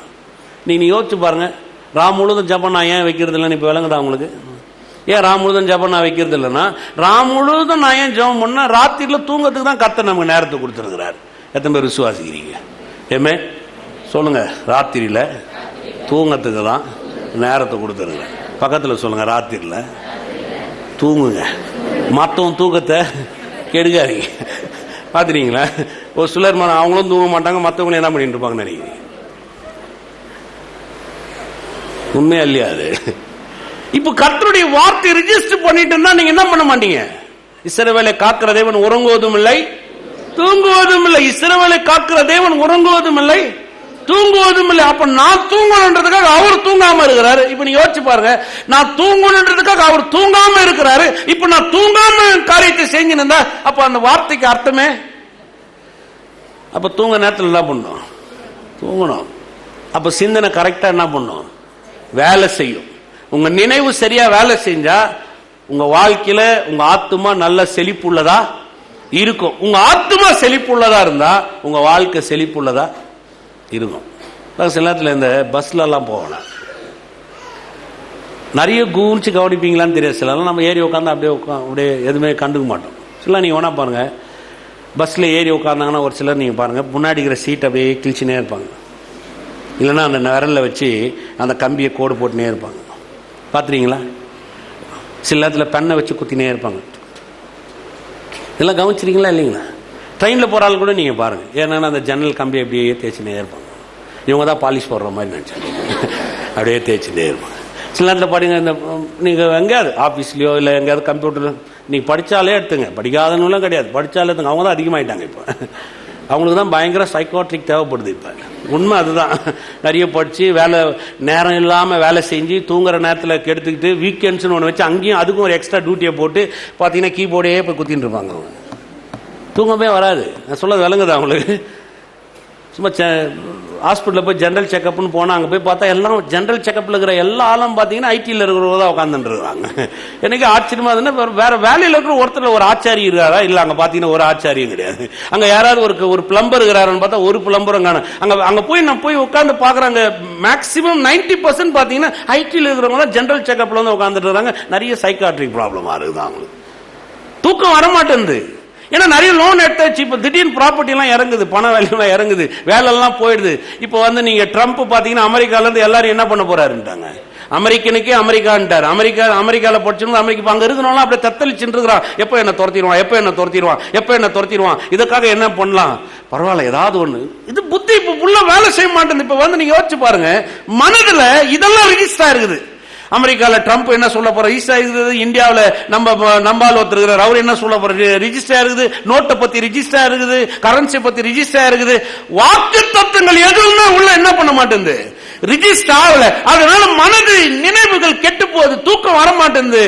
இப்ப தூக்கம் வராதனால புலம்பல் அதிகமாகிறது. புலம்பல் வர்றதுனால அதுவே ஜபமா மாறிடுது. இது ஜபத்தினால விரக்தி வந்துருது, அவிசுவாசம் வந்துருது, ஆத்மா வாழல, வாழ்க்கையில செழிப்பு இல்லாம போகுது. அவ்வளவுதான். நான் சொன்னது விளங்குது? சொல்லுங்க. உன் ஆத்மா வாழ்வது போல. அப்ப ஃபுல்லா ஆத்மால என்ன இருக்கணுங்க? வார்த்தை எப்படி வரும்? நினைவு ஃபுல்லா என்னவா இருக்கணும்? வார்த்தையை கூட்டு உள்ள ரிஜிஸ்டர் பண்ணி வைக்கணும். கர்த்தர் என் வாழ்க்கையில பெரிய காரியங்களை செய்ய வல்லவரா இருக்கிறார். ஒரு நாள் நான் தாழ்ச்சி அடைய நன்மையும் கிருபையும் என்னை பின்தொடரும். கர்த்தர் என்னை கீர்த்தியும் புகழ்ச்சியுமாய் வைக்க போகிறார். அவர் என்னை பெயர் சொல்லி அழைத்திருக்கிறார். இந்த சூழ்நிலைகள் மாறினாலும், மலைகள் பெயர்ந்தாலும், பர்வதங்கள் நிலை பெயர்ந்தாலும் என் கர்த்தர் என் கூட இருக்க போகிறார். வனாந்திரமே எனக்கு வயல்வெளியாய் மாறும். சட்ட திட்டங்கள் எல்லாவற்றையும் மாற்றி போட வல்லவரா இருக்கிறார். என்னுடைய குடியிருப்போ பரலோகம். விளங்கணும் மற்றவர் அல்லையா? சொல்லு. தூக்கம் வராம இருந்தா என்ன பண்றது? யோசித்து பாருங்க. நான் சொல்றது விளங்குதா? வேலை வேலை வேலை வேலை வேலை எப்போ பார்த்தாலும் வேலை வேலை வேலை வேலை. ஒரு 4 மணி நேரம் எக்ஸ்ட்ரா செஞ்சா அந்த கடனை அடைச்சிடலாம். 4 மணி நேரம் எக்ஸ்ட்ரா செஞ்சு அந்த கடனை எதுக்கு வாங்கணும்? நீங்கள் யோசிப்பா. நான் சொல்றது புரியுதா இல்லைங்களா? நான் சொல்கிறேன், சில நேரத்தில் கடன் வாங்கியிருக்கலாம், உங்களுக்கு கடன் இருக்கலாம், சில பிரச்சனை இருக்கலாம். கர்த்தர்கிட்ட கையை தூக்குங்க. உங்கள் கடனெல்லாம் அடைச்சி தீர்த்து உங்கள் வாழ்க்கையில் நிறைய பேங்க் பேலன்ஸ் வைக்க வல்லவராரு. அப்படியே மைண்ட் ஃபுல்லா அப்படியே யோசிக்கவே கூடாதுங்க. இதுக்குதான் நேரத்தை ஒதுக்கணும் பாருங்க. இதுக்குதான் கர்த்தரை தேடணும். இதுக்குதான் நீங்க யோசிச்சு பாருங்க. தூங்குற நேரத்தில் தூங்கணும், சாப்பிட்ற நேரத்தில் சாப்பிடணும், பைபிள் படிக்கிற நேரத்தில் பைபிள் படிக்கணும், ஆண்டவரை தேடுற நேரத்தில் தேடணும், கடவுளுடைய வார்த்தைகளுக்கு நிறைய இடம் கொடுக்கணும். நான் சொல்றேன் பாக்குறேன், இது வந்து நம்முடைய முழு கோட்பாடா முழு எண்ணங்களா மாறட்டும். நான் சொல்றேன், உங்க வாழ்க்கையில உங்களை அழிக்கிறதுக்கு இந்த பூமியில எந்த சக்தியுமே கிடையாது. அவ்வளவு வணங்குற மட்டும் ஒரு அல்லையா சொல்லுங்க. உன் ஆத்துமா வாழ்வது போல அவர் அப்படியே சொல்லிட்டார். உள்ள இருக்கிற பொருள் அடக்கத்தை தான் எடுத்து நான் உங்களுக்கு விரிச்சு காமிச்சிட்டு இருக்கிறேன். இதுல என்னென்ன பொருள் அடக்கம் இருக்குது? ஆத்துமால தான் மனது இருக்குது, மனதுல தான் எண்ணங்கள் இருக்குது, எண்ணங்கள தான் நினைவு இருக்குது, நினைவுல தான் யோசனை இருக்குது. இப்ப யோசனையை சரி பண்ணு, நினைவு சரியாகும், நினைவு சரியான மனது சரியாகும், மனது சரியான ஆத்மா செழிக்கும். உன் ஆத்மா செழிச்சா வாழ்க்கை நல்லா இருக்கும். இதுக்குதான் ஒரு பிரசங்கர் தேவைப்படுறாரு. சும்மா ஏதோ ஒரு ஆண்டவர் வந்து 5 வகை ஊழியங்களை எழுப்பிட்டார் நினைக்காதீங்க. நானே நிறைய முறை யோசிப்பேன், எதுக்கு என்னெல்லாம் ஊழியத்துக்கு அழைச்சார் ஆண்டவர்? எதுக்கு என்னை வந்து தெரிந்து கொண்டார்? எதுக்கு 5 வகை ஊழியங்கள் என்றது கடவுளுடைய மாறாத ஒரு திட்டம். இந்த ஊழியங்கள், அந்த 5 வகை ஊழியங்கள் மூலமாக தான் இந்த உலகத்திலே பக்தி விருத்தியை கர்த்தர் என்ன பண்றாரு? போய் வாட்சி பாருங்க. அப்போஸ்தலர் நடபடிகளை பவுல் அப்படியே சொல்றார், பக்தி விருத்தி உண்டாகும்படிக்கு 5 வகை ஊழியங்களை கர்த்தர் எழுப்புறாராம். அது ரொம்ப முக்கியம். அப்ப எதுக்கு சபைக்கு வரும்? எதுக்கு கோயிலுக்கு வரணும்? வாரம் வந்து கோயில் எதுக்கு உட்காரணும்? எதுக்கு உட்காரணும்னா உங்களை பக்தி விருத்தி அடைகிற வார்த்தைகளை உங்களுக்காக கர்த்தர் கொடுக்கணும். எந்த மாதிரி விசுவாசிக்கிறீங்க? இப்ப எப்படி இந்த வார்த்தைகளை நான் உட்கார்ந்து அப்படியே எவ்வளவுதான் படிச்சாலும், என்னதான் யோசிச்சாலும், என்னதான் பண்ணாலும் இதெல்லாம் வந்து உங்க இருதயத்துக்குள்ள என்னால கொண்டு போக முடியாது. இதெல்லாம் உங்க இருதயத்துக்குள்ளாக என்னால வேலை செய்ய வைக்க முடியாது. நான் என்னதான் படிச்சாலும், நான் என்னதான் முயற்சி எடுத்தாலும், வேதம் சொல்லுதுங்க, விளைய செய்கிறவர் கர்த்தர். எத்தனை பேர் விளைஞ்சிருக்குது சொல்லுங்க? இந்த வார்த்தை எல்லாம் எனக்கு தான் எத்தனை பேர் ஒத்துக்கிறீங்க? பாத்தீங்களா? அப்ப ஏன் கர்த்தர் இப்படி வேலை செய்யறாருன்னா, அதை விளைய செய்கிறவர் கர்த்தர். எனக்கு நல்லா விளங்குது பாருங்க. கர்த்தர் சாதாரணமாக வேலை செய்கிறது கிடையாது. அவர் சகலத்தையும் காரியத்தை சரியான வகையில் செய்யக்கூடியவர். அதில் தான் நிறைய முறை யோசிப்பேன், ஏதோ ஒன்று நடக்கலை, ஏதோ ஒன்று வாய்க்கலை, ஏதோ ஒன்று வரலைன்னா உடனே எண்ணங்களில் போய் டீல் பண்ணிக்கணும். ஏன்னா அங்கதானே வேலையா இருக்குது. எலியா மாதிரி புலம்பின்னு கூடாது. போதும் போதும், நான் நல்லவன் இல்லை, போதும் நான் நல்லவன் இல்லை, போதும். கர்த்தர் சொல்ல, நீ நல்லவன் இல்லைன்னு தெரிஞ்சுதான் உன்னையே நான் கூப்பிட்டேன்றாரு. எத்தனை பேர் ஒத்துக்கிறீங்க? நீங்க நல்லவன் இல்லை, நீங்க நல்லவன் இல்லை நீங்க சொல்லிதான் கடவுளுக்கு தெரியணும் அவசியம் இல்லைங்க. நீங்க நல்லவன் இல்லைன்னு உங்க அப்பா அம்மாவே சொல்லிக்கிறாங்க. இதுக்கு இதை பெற்றதுக்கு நான் சொல்லியிருக்காங்களா இல்லையா? எத்தனை பேர் சொல்லி உங்க படிக்கிற வாத்தியார் சொல்ல, உனக்கெல்லாம் பாடம் சொல்லி கொடுக்கும்படி உங்க பக்கத்து வீட்டுக்கார் சொல்ல, பிள்ளைய பெத்து விட்டுருக்கு சொன்னா மிருகங்களை பெத்து வீட்டில் ரோட்ல விட்டுருக்காங்க. சொல்லியிருக்காங்களா இல்லையா? நம்மளை பார்த்து சொல்லுங்க. அப்ப நம்மளை பார்த்து எல்லாருக்கும் தெரியும் நம்ம நல்லவங்க இல்லைன்னு. இது போய் ஒரு பெரிய ஸ்டேட்மெண்ட் எலியா மாதிரி, ஆண்டவரே இந்த தூசி, ஆண்டவரே நான் புழு, இதெல்லாம் எங்களுக்கு நல்லா தெரியும். எனக்கு நீ நல்லவன் இல்லைன்றது வந்து கர்த்தருக்கு ஸ்டேட்மெண்ட் இல்ல, உன்னை எப்படி நான் நல்லவனா மாத்தி காமிக்கிறதா கர்த்தருடைய ஸ்டேட்மெண்ட். எலியா வந்து இது எப்படி நடக்கும்? எலியா ஆண்டவர் சொல்ல, நான் செஞ்சு காமிக்கிறேன். 7000 பேரை வச்சிருக்கிறேன் நான். எத்தனை பேரு? 7000 பேர் வச்சுக்கிறேன். எலியாவை உன்னை கொண்டு போறேன், அந்த 7000 பேருக்கு இந்த தேவ மகிமை நீ காமிக்க போறேன். பாகாலுக்கு முடங்காதபடி அவங்க நாவுகள் அறிக்கை செய்யாதபடிக்கு 7000 பேர். யோசித்து பாருங்க, 7000 பேர்.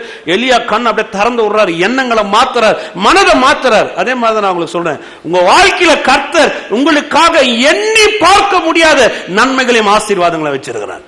நீங்க உங்களுக்கு சில காரணங்கள் இருக்கலாம், சில அழுத்தங்கள் இருக்கலாம், சில பிரச்சனைகள் இருக்கலாம், சில காரியங்கள் இருக்கலாம். ஆனா நான் சொல்றேன், வார்த்தையை எடுத்து, அந்த வாக்கு தத்துவத்தை எடுத்து உங்க மனதில் ஒரு ரிஜிஸ்டர் பண்ணுங்க. இது என்னுடையது, அதை சுத்தம் பண்ணுங்க. பேசி பேசி சுத்தம் பண்ணுங்க. இதுல இருக்கிறது, இதுல பயமோ கவலையோ, இதுல சேதாரமோ, இதுல இருக்கக்கூடிய காரியங்கள் இயேசுவின் நாமத்தில் வெளியேறுவதா. ஆமென். சொல்லுங்க, சுகம் என்னுடையது. தைரியமா சொல்லுங்க, சுகம் என்னுடையது. நல்ல தைரியமா சத்தமா சொல்லுங்க, சுகம் என்னுடையது. சொல்லுங்க, செழிப்பு என்னுடையது. சொல்லுங்க, வெற்றி என்னுடையது. எதிர்காலம் என்னுடையது. நன்மைகள் என்னுடையது. 10 நிமிஷம் பேசுறதுக்கே எப்படி இருக்குது. வீட்டில் உட்காந்து ஒரு 2 மணி நேரம் பேசி பாருங்க, எப்படி ஆயிருவீங்க. ஆமென். உங்க வாழ்க்கையை யாராலையும் அசைக்க முடியாது. சுவாசிக்கிறீங்களா? அப்போஸ்தலர் நடவடிக்கையிலே தான் 27க்கு வந்துருங்க. 19 வாசிக்கிறேன். 3ஆம் நாளிலே கப்பலின் தளவாடங்களை எங்கள் கைகளினாலே எடுத்து எறிந்தோம். எல்லாம் இந்த பவுலை வந்து கூட்டிட்டு போறாங்க. கூட்டிட்டு போறதுக்காக கொண்டு போறாங்க. நிறைய புயல் அடிக்குது, காத்து அடிக்குது. பவுல் சொல்ற பேச்சையும் கேட்க மாட்டானுங்க. அவனுங்க முடிவு எடுத்துட்டு தீவுல இருந்து கிளம்பிட்டாங்க. இப்போ கப்பல்ல இருந்து உயிர் பிழைக்கணும்னா கப்பலை லகுவாக்கணும். லகுவாக்குறதுக்காக சாப்பாடுலாம் தூக்கி கூட தண்ணியில் போட்டாங்க. அவனை கொண்டு வந்து எல்லாம் மூட்டை கீட்டை எல்லாத்தையும் தூக்கி தண்ணியில் கொட்டிட்டாங்க. தளவாடங்கள் சொன்னால் அது மேலே இருக்கிற அந்த கோல்லாம் கூட உடச்சி போட்டாங்க. ஏன்னா இப்போ எந்த அளவுக்கு அது லகுவாகணும் அந்த அளவுக்கு லகுவாகணும். போட்ட உடனே 3ஆம் நாள் 3 நாள் ஆகிப்போச்சு. அநேக நாளாய் சூரியனாவது சந்திரனாவது காணப்படாமல் மிகுந்த பெருங்காற்று மழையும் அடித்து கொண்டிருந்தபடியினால் இனி தப்பி பிழைப்போம் என்னும் நம்பிக்கை முழுமையும். அந்த காலத்தில் இந்த வழி நடத்துறதுக்கு படகுல போறவங்க, வெறும் தூரம் பிரயாணம் போறவங்க வழி நடத்துறதுக்கு என்ன இருந்ததுன்னா சூரியனும் சந்திரன் தான். சூரியனுடைய உச்சத்தை வச்சே அந்த இடத்துல மழை வருமா வராதா, படகு கொண்டு போகலாமா வேணாவா, நடுவானத்தில் எங்க நிக்க வைக்கலாம், எந்த இடத்துல எந்த அளவுக்கு இருந்தால் நல்லா இருக்கணும். சூரியனும் சந்திரனும் நைட்ல சந்திரனை பார்த்து அந்த சந்திர கிரகங்களை வச்சு எந்தெந்த இடத்துல எந்தெந்த சந்திரன் தெரியுதோ அதெல்லாம் அவங்களுக்கு ஒரு அடையாளம் பாருங்க. அந்த அடையாளங்களை வச்சுதான் நேரங்களை கணிக்கிட்டு அதுலதான் பிரயாணத்தை போவாங்க.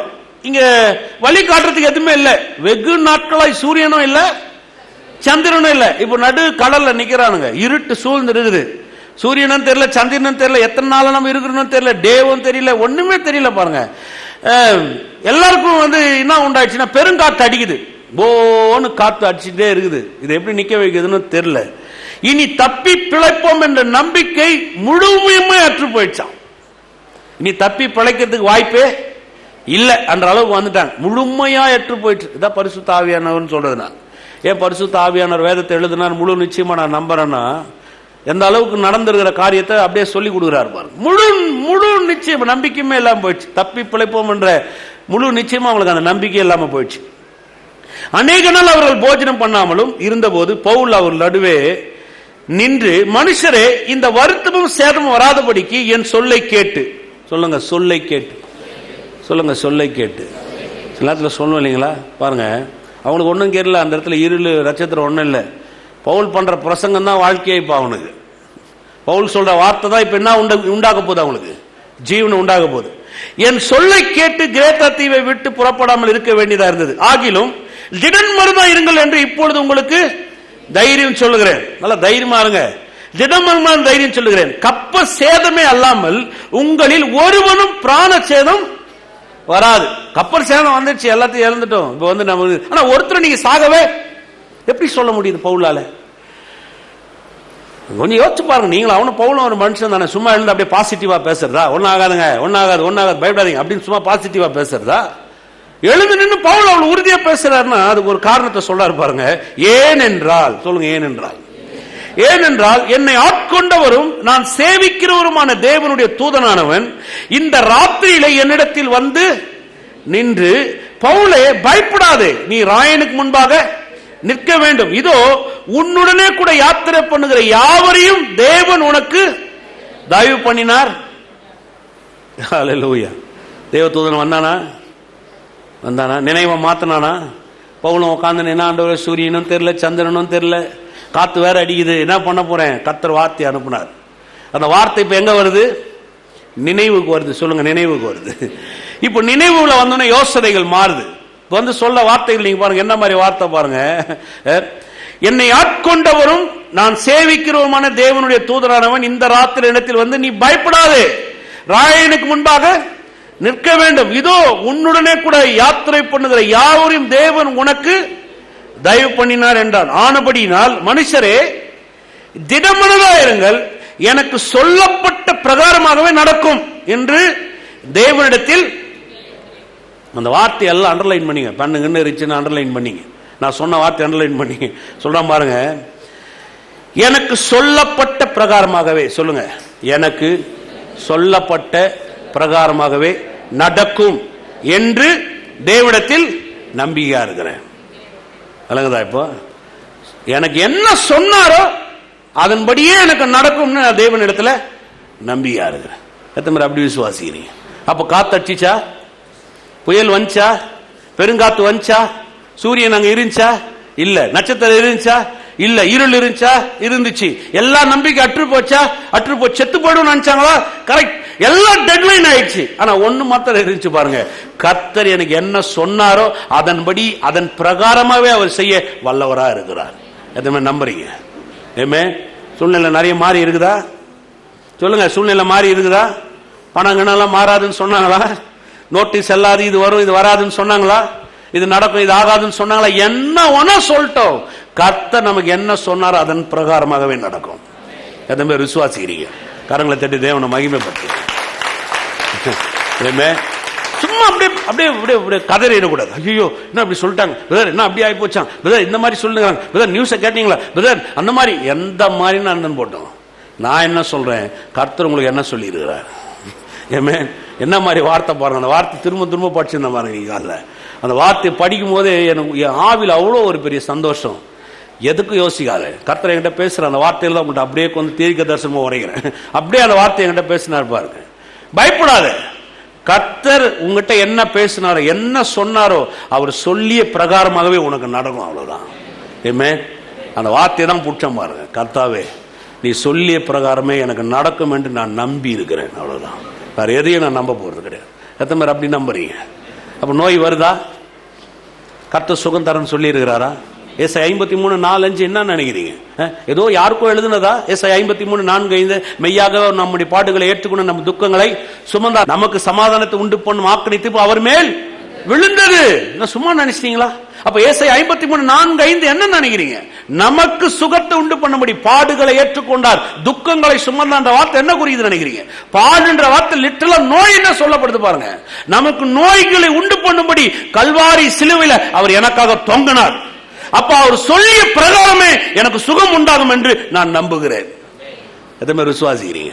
2 Corinthians 8:9 சொல்லுகிற ஐஸ்வர்யம் உள்ளவராக இருந்தும் கல்வாரி சிலுவையில உங்களுக்காக எனக்காக தரித்திரமானார். இப்ப அவர் சொல்லிய பிரகாரமாகவே நான் விசுவாசிக்கிறேன், நான் நம்புகிறேன். அவர் சிலுவையில தொங்கனாலதான் நான் ஐஸ்வர்யன் ஆக போறேன். அவர் சிலுவையில தொங்கனாலதான் நான் செழிக்க போகிறேன். அவர் சிலுவையில தொங்கனாலதான் என் வாழ்க்கையில நிறைவேல நான் கண்டடைய போறேன். அவர் சொல்லிய பிரகாரமாவே நடக்கும் என்று நான் நம்புகிறேன். எத்தனை நம்புறீங்க? ஹல்லேலூயா. சொல்லுங்க, அவர் சொல்லிய பிரகாரமாவே. பக்கத்துல சொல்லுங்க, அவர் சொல்லிய பிரகாரம் நடக்கும் என்று நம்பி இருங்கள். எல்லாத்தையும் போட்டு உள்ள குழப்பிக்காதீங்க. 1000 பேர் 1000 சொல்லிட்டோம் பாருங்க. எல்லாரும் சொன்னாங்க செத்து போயிடும். எல்லாரும் உட்காந்துட்டானுங்க, அப்படியே உட்காந்துட்டானுங்க. எல்லாம் டயர்ட் ஆயிட்டானுங்க. தப்பி பிழைப்போம் என்ற முழு நம்பிக்கையும் போயிடுச்சான். அவனுக்கு எல்லாம் போயிடுச்சு. அந்த நேரத்தில் ஒரு வார்த்தையை கர்த்தர் அனுப்புறாரு பாருங்க. அவன் நினைவுகளுக்குள்ள வந்து கர்த்தர் சொல்றார், தெய்வத்துவம் உன் நிமித்தம் கர்த்தர் அவளுக்கு தயவு பாராட்டிட்டாராம். என்ன மாதிரி வார்த்தை பாருங்க. அது உன் நிமித்தம் கர்த்தர் அவர்களுக்கு ஒருவனும் நீங்கள் மரண சேதத்தை பார்ப்பது, யாருமே நீங்க செத்து போறதே கிடையாது, பிராண சேதமே வராதுன்றான். ஒருத்தர் வரல. அதே மாதிரி எல்லாரையும் கர்த்தர் காத்தார். அந்த படகு உடைஞ்சி ஒண்ணுமெல்லாம் போச்சு. ஆனா கர்த்தர் அவங்களை ஒரு கரையில கொண்டு போய் சேர்த்தார். உங்களையும் கரை சேர்க்க அவர் வல்லவராக. விசுவாசிக்கிறீங்களா? அப்ப எப்படி எண்ணங்கள், நம்ம எண்ணங்கள் முழுவதும் என்னவா இருக்கணும் சொல்லுங்க? என்னவா இருக்கணுங்க? கடவுளுடைய வார்த்தையா இருக்கணும். தூங்குற நேரத்தில் தூங்கணும். வேலை செய்கிற நேரத்தில் ஓபி அடிக்காமல், ஏமாத்தாமல், முதலாளி பார்க்கும்போது சும்மா அவருக்கு முன்னாடி நின்று சல்யூட் அடிக்காமல், கர்த்தர் பார்க்குறான்னு அழகாக வேலை செஞ்சு எந்த மாதிரி விசுவாசிக்கிறீங்க? அல்லேலூயா. கர்த்தர் எல்லா காரியங்களும் வாழ்க்கையில் செய்ய வல்லவராரு. யோசிக்காதீங்க. சொல்லுங்க, பயப்படாத. பக்கத்தில் பார்த்து சொல்லுங்க, பயப்படாதீங்க. நம்ம எல்லா கரங்களை உயர்த்தி வாய்களை தந்து நன்றி செலுத்துவோம். ஒவ்வொருத்தரும் கரங்களை உயர்த்தி ஹல்லேலூயா, ஹல்லேலூயா, ஹல்லேலூயா. தகப்பனே உமக்கு நன்றி, நன்றி, நன்றி ராஜா. ஹல்லேலூயா, ஹல்லேலூயா. ஓமை துதிக்கிறோம், துதிக்கிறோம், துதிக்கிறோம். ஓ உமக்கு நன்றி செலுத்துகிறோம், நன்றி செலுத்துகிறோம். கிருபை உள்ளவரே, தயவு உள்ளவரே, உமக்கு நன்றி, நன்றி, நன்றி. ஓமை துதிக்கிறோம். ஹல்லேலூயா, ஹல்லேலூயா. ஓ உமக்கு நன்றி, நன்றி, நன்றி ராஜா, நன்றி செலுத்துகிறோம். ஹல்லேலூயா, ஹல்லேலூயா, ஹல்லேலூயா. ஓ உமக்கு நன்றி, நன்றி, நன்றி ஆண்டவரே. ஓமை துதிக்கிறோம், துதிக்கிறோம், துதிக்கிறோம் கர்த்தாவே.